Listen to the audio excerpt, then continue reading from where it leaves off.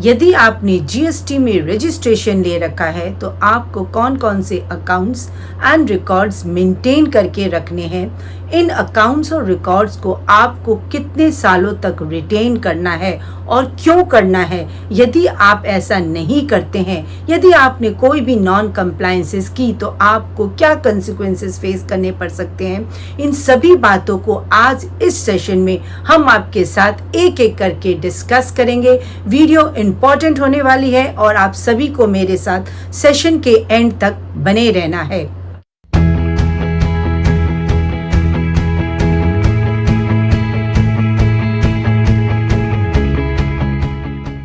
Hi friends, I am CA Anita Agarwal. Welcome back to my channel. यदि आपने अभी तक मेरा चैनल सब्सक्राइब नहीं किया है तो subscribe my channel and press the bell icon ताकि आपको इस तरह की वैल्यूएबल इंफॉर्मेशंस की नोटिफिकेशंस मिलती रहें। Like the video and share with your friends and relatives in order to create awareness. चलिए हम समझते हैं कि आपको जीएसटी से रिलेटेड कौन से रिकॉर्ड्स और अकाउंट्स मेंटेन करके रखने हैं। As per section 35 subsection 1 read with rule 56 of CGST rule 2017, आपको following accounts and records maintain करके रखने हैं। यदि आप एक जीएसटी रजिस्टर्ड पर्सन हैं, आप यदि मैन्युफैक्चरिंग में एंगेज हैं, उस केस में आपको अपनी सभी प्रोडक्शन और मैन्युफैक्चर ऑफ गुड्स के रिकॉर्ड मेंटेन करके रखने हैं। रिकॉर्ड्स ऑफ इनवर्ड और आउटवर्ड सप्लाई, आपकी जो भी इनवर्ड और आउटवर्ड सप्लाई हो रही है उसका भी आपको रिकॉर्ड मेंटेन करके रखना है। जो भी आपके स्टॉक्स हैं उसका भी आप रिकॉर्ड मेंटेन रखें। यदि आपने कोई भी आईटीसी अवेल की है उसका भी आप रिकॉर्ड मेंटेन करके रखें। आपने जो भी आउटपुट टैक्स आपका पेबल है या पे किया है, आपके जो भी सेल परचेज के टैक्स इनवॉइसेस हैं, bill of supply, delivery challan, credit note, debit note, vouchers, आपके ई वे बिल्स, आपके सेल परचेज, आईटीसी से रिलेटेड लेजर्स, आपकी कैश बुक, आपकी बैंक्स, आपके annual financial statements, annual returns GSTR 99C और जो भी आपकी जीएसटीआर रिटर्न्स आप मंथली या क्वार्टरली फाइल करते हैं, इन सभी के रिकॉर्ड्स आपको as per section 35 sub section 1 maintain करके रखने हैं। अब हम समझते हैं कि जो भी रिकॉर्ड्स और accounts as per section 35 sub section 1 of CGST act आप मेंटेन करके रखने आपके लिए मैंडेटरी है, उन रिकॉर्ड्स को आपको कितने सालों तक रिटेन करके रखना है। Section 36 of the CGST Act 2017 came into effect on 8 July 2017 as per notification number 9/2017 Central Text dated 28/6/2017। Section 36 of CGST act के हिसाब से जो भी रिकॉर्ड्स आपको सेक्शन 35 सबसेक्शन 1 में मेंटेन करके रखने पड़ते हैं, उन सभी अकाउंट्स को आपको रिटेन करके रखना होगा for 72 months, that is 6 years from the due date of furnishing the annual return for the financial year to which such accounts and records pertain। चलिए इसे हम एक एग्जाम्पल के थ्रू समझते हैं। मान लो आपका फाइनेंशियल ईयर 22-23 के आपने रिकॉर्ड्स और अकाउंट्स जीएसटी से रिलेटेड सभी अकाउंट्स और रिकॉर्ड्स को मेंटेन करके रखा है। अब इन रिकॉर्ड्स और अकाउंट्स को आपको कितने सालों तक रिटेन करके रखना है। आपकी फाइनेंशियल ईयर 22-23 की एनुअल रिटर्न की ड्यू डेट है 31 दिसंबर 2023। रिटेंशन पीरियड है 72 मंथ्स।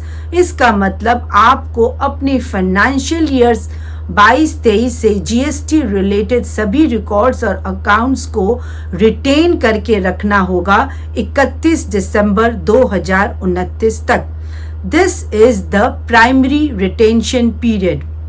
अब हम आपके साथ डिस्कस करेंगे इस प्राइमरी रिटेंशन पीरियड को फर्दर एक्सटेंड किया जाता है इन स्पेसिफिक सिनेरियोज।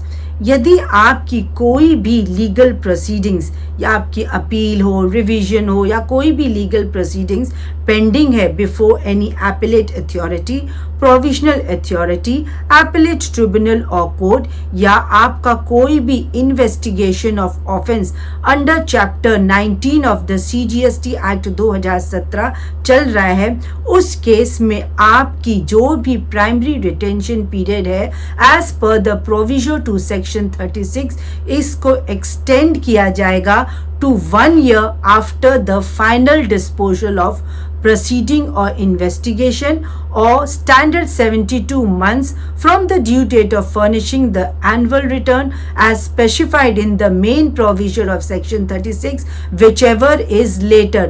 इन दोनों में से जो भी लेटर डेट है उस डेट तक आपको अपनी सभी अकाउंट्स या रिकॉर्ड्स को रिटेन करके रखना पड़ेगा। ये एक्सटेंशन रिटेंशन पीरियड को भी हम एक एग्जाम्पल के थ्रू समझने की कोशिश करते हैं। मान लो आपकी फाइनेंशियल ईयर 22-23 में आपकी कोई भी आपका GST की तरफ से नोटिस या डिमांड ऑर्डर आया है और आपने उसकी अपील फाइल कर रखी है और उसका फाइनल डिस्पोजल 10 अगस्त 2029 को आया।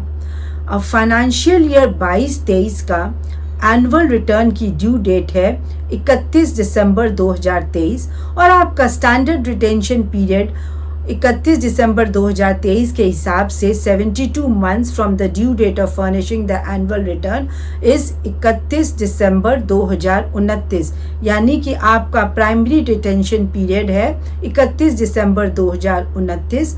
आपकी फाइनेंशियल ईयर 22-23 की जो भी अपील थी वो डिस्पोज ऑफ की गई 10 अगस्त 2029 को और 1 year after the disposal is 10 August 2030। अब आपका जो भी एक्सटेंडेड रिटेंशन पीरियड है will be later of the due date of annual return filing या आपकी 1 year after the disposal of your appeal, whichever is later. तो यहाँ पर आपका फाइनल रिटेंशन डेट हो जाएगा 10 अगस्त 2030। हमने ये समझ लिया कि आपको कौन से GST के अकाउंट्स और रिकॉर्ड्स मेंटेन करके रखने हैं और उन्हें कितने सालों तक आपको रिटेन करके रखना आपके लिए मैंडेटरी है। अब ये जानना जरूरी है कि हमें ये रिकॉर्ड्स क्यों मेंटेन और रिटेन करके रखने हैं। सबसे पहले तो हम समझते हैं कि यूजुअली टैक्स पेयर्स पर जो भी GST में रजिस्टर्ड टैक्स पेयर्स है उन पर किस कारण की वजह से GST नोटिस डिपार्टमेंट की तरफ से इशू किया जा सकता है। Common reason for GST notices, यदि आपकी GSTR 1 और 3B में कोई भी मिसमैच है, GST में आपका रजिस्ट्रेशन लेना एक थ्रेशोल्ड लिमिट के बाद मैंडेटरी हो जाता है और यदि आप GST रजिस्ट्रेशन उसके बाद भी नहीं लेते हैं तब भी डिपार्टमेंट आप पर GST नोटिसेस इशू कर सकते हैं।